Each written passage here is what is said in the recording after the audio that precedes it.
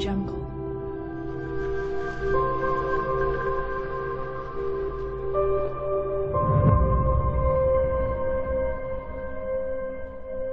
Audio Jungle.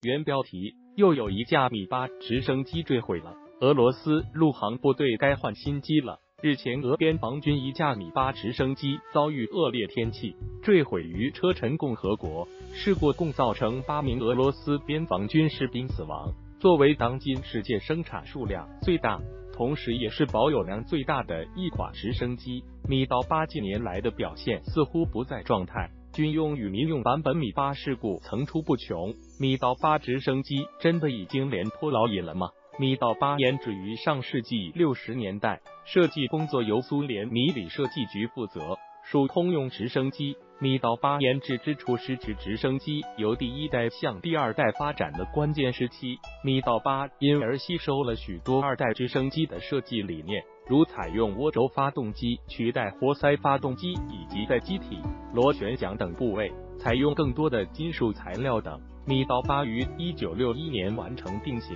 并于1967年正式进入苏军现役。米刀8机长 25.33 米，机高 5.44 米，旋翼直径 21.29 米，空重 7.26 吨，最大起飞重量12吨，其货舱容积23立方米，载重量4000千克。武器方面，米008机头设有一挺 12.7 毫米机枪，机上共有6个挂点，可挂载 AT-2 营拍反坦克导弹、57毫米火箭等多款武器，具有较强的运输与对地攻击能力。迄今为止，米八共生产超过12000架，凭借着低廉的价格以及不俗的军民通吃的特点，米刀8行销80余国，有受军费紧张的中小国家喜爱，运输、作战样样型的米八足以满足他们的需求。在定型后的数十年间，米八出现了诸多改进升级版本，米刀17、米-24乃至米171。都可以说是米八直升机家族的一份子。米刀8的巨大产量与保有量是其事故不断的最大原因。以美国黑鹰直升机为例，该机总产量为4000余架，堪堪达到米八的1/3。在米八直升机面前，世界其他知名直升机的产量也不过尔尔。即使是基于同样的事故率，米刀8的事故总数也将多于其他产量更低的直升机。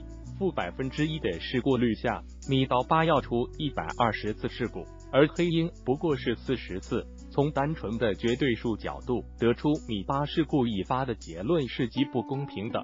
同时，由于米八的出口对象多为中小国家，其保养维护水平自然比不上苏联、俄罗斯。出口海外的米八发生的事故，在所有米八直升机事故中占比不小。而数十年的服役也使得一些生产期较早的米八机体状况较差，这无疑加大了米八的事故发生率。